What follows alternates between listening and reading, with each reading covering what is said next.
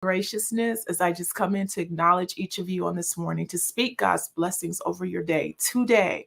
That whatever it is that you too may be up against, rushing into schedule and upheaval, just stuff going on in your world, that the peace of God that surpasses all understanding may it be on active duty in your life today, guarding your heart and guarding your mind. Know that you are greatly loved and that God is with us. And if we are processing things that we have talked about this week, the main thing that I would want us to stay settled in is that His grace and His mercy is sufficient. And for any woman this week who's been in the lessons, as we've been talking about guilty but growing, for any woman who's been their own worst critic, who's been just doing the most as it relates to reflecting on this year and judging yourself harshly and highlighting and circling where you fell short, or just mismanaging your own self because you've not extended the grace of God to yourself, I encourage you to go back and listen to one of our lessons from this week that just focused on how Jesus knew from the beginning where we would fall short, where we would not measure up. He knew that we would break the law, but He came to fulfill the law so that you and I could be in right relationship with our good daddy God. That's one.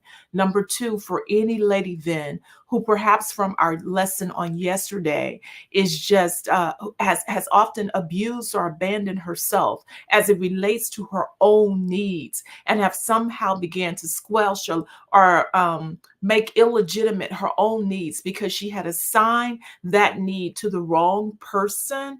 I want to remind you today that those needs are valid. I invited us yesterday to sit in our truths and to really understand, what is it that I need? What is it that I really desire? Now, one of the questions for Talk to Me Thursday, which we will lean into sincerely, is then if I have misassigned, how do I go back and reassign so that I can make a better match for my needs and ensure that my needs are being met? We'll talk about that.